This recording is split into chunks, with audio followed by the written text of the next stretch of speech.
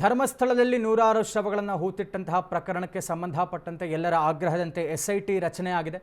ಈ ವಿಚಾರಕ್ಕೆ ಸಂಬಂಧಪಟ್ಟಂತೆ ಡಿಕೆ ಶಿವಕುಮಾರ್ ಪ್ರತಿಕ್ರಿಯೆ ಕೊಟ್ಟಿದ್ದಾರೆ. ಧರ್ಮಸ್ಥಳ ಪ್ರಕರಣಗಳ ತನಿಖೆಗೆ ಎಸ್ಐಟಿ ರಚನೆ ವಿಚಾರ ಬೆಂಗಳೂರಿನಲ್ಲಿ ಉಪಮುಖ್ಯಮಂತ್ರಿ ಡಿಕೆ ಶಿವಕುಮಾರ್ ಪ್ರತಿಕ್ರಿಯೆ ಕೊಟ್ಟಿದ್ದಾರೆ. ಕೊಲೆ ಪ್ರಕರಣಗಳ ಬಗ್ಗೆ ಇನ್ನೂ ಮಾಹಿತಿ ತಿಳಿಯಬೇಕು. ಇದನ್ನು ಗೃಹ ಸಚಿವರು ಹ್ಯಾಂಡಲ್ ಮಾಡ್ತಾ ಇದ್ದಾರೆ.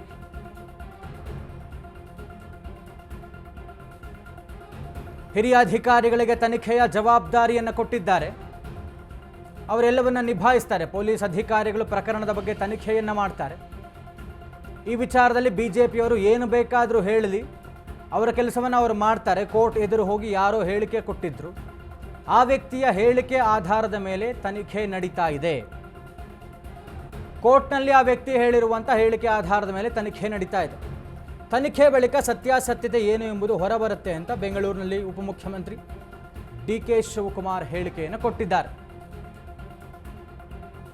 ಎಸ್ಐಟಿ ರಚನೆ ವಿಚಾರ ಧರ್ಮಸ್ಥಳದ ಪ್ರಕರಣಕ್ಕೆ ಸಂಬಂಧಪಟ್ಟಂತೆ ಡಿಸಿಎಂ ಡಿಕೆಶಿ ರಿಯಾಕ್ಟ್ ಮಾಡಿದ್ದಾರೆ.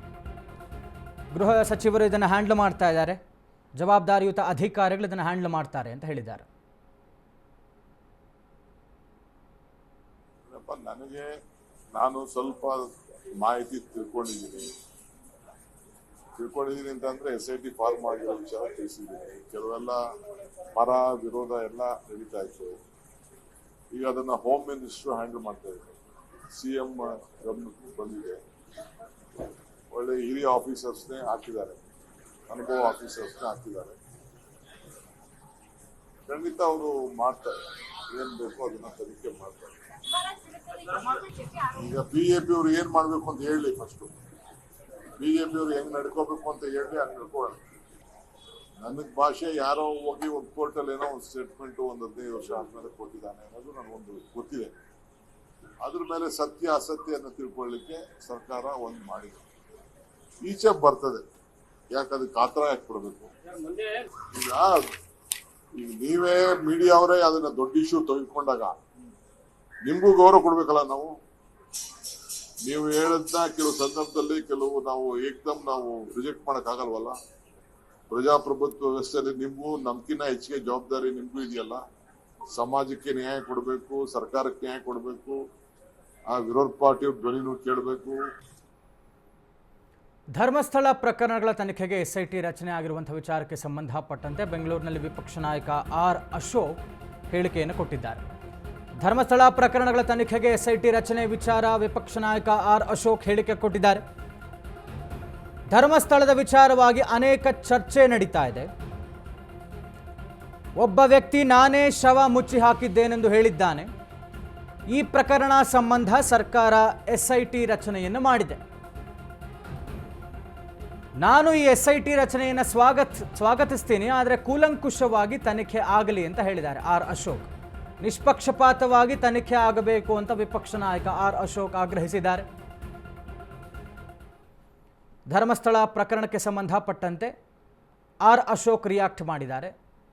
ನಿಷ್ಪಕ್ಷಪಾತವಾಗಿ ತನಿಖೆ ಆಗಬೇಕು, ನಾನು ಕೂಡ ಈ ಒಂದು ಎಸ್ಐಟಿ ರಚನೆಯನ್ನು ಸ್ವಾಗತಿಸ್ತೀನಿ. ಇಷ್ಟೆಲ್ಲ ಶವಗಳು ಹೂತಿಟ್ಟಂತಹ ಪ್ರಕರಣ, ಏಕಾಏಕಿ ಒಬ್ಬ ಸಾಕ್ಷಿದಾರ ಬಂದಿದ್ದಾರೆ. ಆಗ್ರಹ ಇತ್ತು ಎಸ್ಐಟಿ ರಚನೆ ಆಗಬೇಕು ಅನ್ನುವಂಥ ಕಾರಣಕ್ಕೆ ಎಸ್ಐಟಿ ರಚನೆ ಆಗಿದೆ ಸರ್ಕಾರದಿಂದ. ನಾನು ಇದನ್ನು ಸ್ವಾಗತಿಸ್ತೀನಿ, ಆದರೆ ಎಲ್ಲ ಸತ್ಯಾಸತ್ಯತೆ ಹೊರಬರಲಿ. ನಿಷ್ಪಕ್ಷಪಾತವಾಗಿ ಯಾರದ್ದೇ ಒಂದು ಪ್ರಭಾವಕ್ಕೆ ಒಳಗಾಗದೆ ಪೊಲೀಸರು ಏನು ಈ ಒಂದು ಎಸ್ಐಟಿ ರಚನೆ ಆಗಿದೆ, ಅಧಿಕಾರಿಗಳು ತನಿಖೆಯನ್ನು ಮಾಡಿ ನ್ಯಾಯವನ್ನು ಕೊಡಿಸಲಿ ಅನ್ನುವಂಥ ನಿಟ್ಟಿನಲ್ಲಿ ವಿಪಕ್ಷ ನಾಯಕ ಆರ್ ಅಶೋಕ್ ಹೇಳಿಕೆ ಕೊಟ್ಟಿರುವಂಥದ್ದು.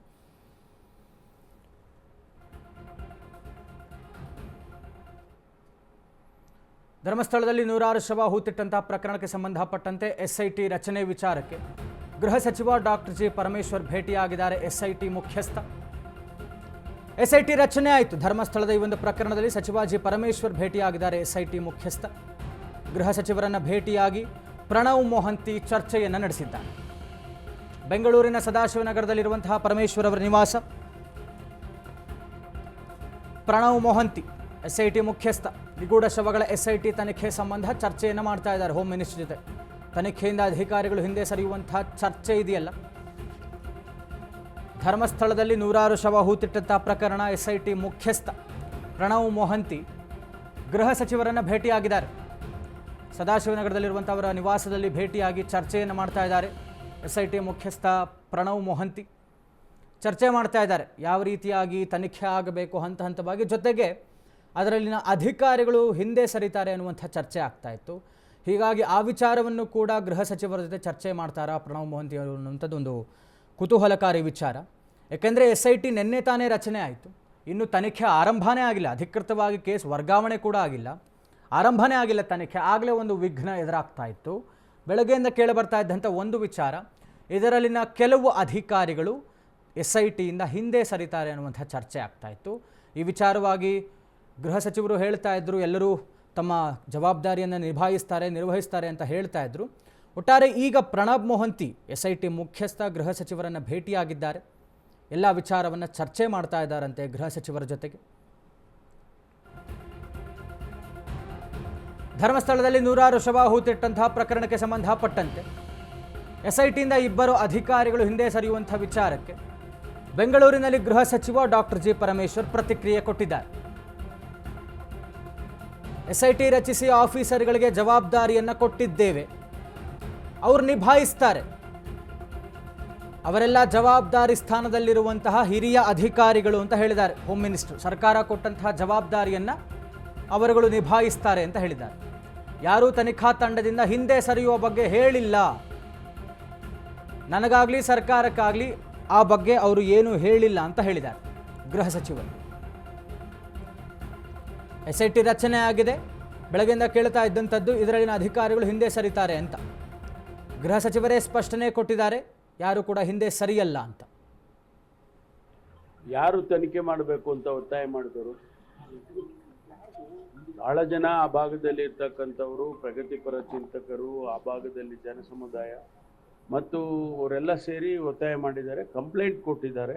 ಕಂಪ್ಲೇಂಟ್ ಕೊಟ್ಟವರು ಕೂಡ ಹೇಳಿದ್ದಾರೆ ಇಲ್ಲೆಲ್ಲ ಈ ರೀತಿ ಆಗಿದೆ ಅಂತ. ಅದನ್ನ ತನಿಖೆ ಮಾಡಿ ಆಗಿದೆ ಆಗಿಲ್ಲ ಅನ್ನೋದು ಗೊತ್ತಾಗಬೇಕಲ್ಲ. ಸುಮ್ಮನೆ ಹೀಗೆ ಹೇಳ್ಕೊಂಡು ಹೋಗ್ತಾ ಇದ್ದರೆ ಅದು ಕಾನೂನು ದೃಷ್ಟಿಯಲ್ಲೂ ಕೂಡ ಸರಿ ಕಾಣಿಸೋದಿಲ್ಲ. ಹಾಗಾಗಿ ಅದರ ತನಿಖೆ ಆದೇಶ ಮಾಡಿದ್ದೇವೆ. ತನಿಖೆಯಲ್ಲಿ ಏನು ಬರುತ್ತೆ ಗೊತ್ತಿಲ್ಲ ನಮಗೆ. ಏನೂ ಇಲ್ಲ ಅಂತಾದರೆ ಯಡಿಯೂರಪ್ಪನವರು ಹೇಳಿದಾಗೆ ಆಯಿತು, ಏನೂ ಇಲ್ಲ ಅಂಥೇಳಿ ಇಡೀ ಸಮಾಜಕ್ಕೆ ತಿಳಿಸ್ಬೋದು ನಾವು. ಹಾಗಾಗಿ ತನಿಖೆ ಮಾಡಿದ್ದೇವೆ. ತನಿಖೆಯಲ್ಲಿ ಏನು ಬರುತ್ತೆ ನೋಡೋಣ, ಕಾಯ್ದು ನೋಡಬೇಕಲ್ಲ. ಇನ್ಸ್ಟ್ರಕ್ಷನ್ ಏನಿಲ್ಲ, ಅವರು ನನಗೆ ಜವಾಬ್ದಾರಿ ಕೊಟ್ಟಿದ್ದೀರಾ, ಥ್ಯಾಂಕ್ ಯು, ನಾನು ಮಾಡ್ತೀನಿ ನನ್ನ ಕೆಲಸ ಅಂತ ಹೇಳೋದು. ಅವರಿಗೇನು ನಾವೇನು ಇನ್ಸ್ಟ್ರಕ್ಷನ್ಸ್ ಕೊಡೋದಿಲ್ಲ. ಸರ್ಕಾರ ಒಂದು ಸಾರಿ ತನಿಖೆ ಮಾಡಿ ಅವರಿಗೆ ಆದೇಶ ಮಾಡಿದ ಮೇಲೆ ಅವರಿಗೆ ಅವ್ರು ಮಾಡ್ಕೊಳ್ತಾರೆ ಅವ್ರ ಕೆಲಸ. ಇಲ್ವಲ್ಲ, ಆ ರೀತಿ ಏನು ಗೊತ್ತಿಲ್ಲ ನನಗೆ. ಆ ರೀತಿ ಏನಿಲ್ಲ. ಅವರೆಲ್ಲ ಜವಾಬ್ದಾರಿ ಸ್ಥಾನದಲ್ಲಿರ್ತಕ್ಕಂಥ ಹಿರಿಯ ಅಧಿಕಾರಿಗಳು, ಅವರಿಗೆ ಕೊಟ್ಟಿದ್ದೇವೆ, ಮಾಡ್ತಾರೆ ಅವರು. ನನಗೆ ಆಗಲಿ ಸರ್ಕಾರಕ್ಕೆ ಯಾರು ಇಲ್ಲ ನಾವು ಮಾಡೋದಿಲ್ಲ ಬರೋದಿಲ್ಲ ಹಾಗೆ ಅಂತ ಹೇಳಿಲ್ಲ. ನೀವೇ ಯಾಕೆ ಹೇಳ್ಕೊಳ್ತಾ ಇದ್ದೀವಿ?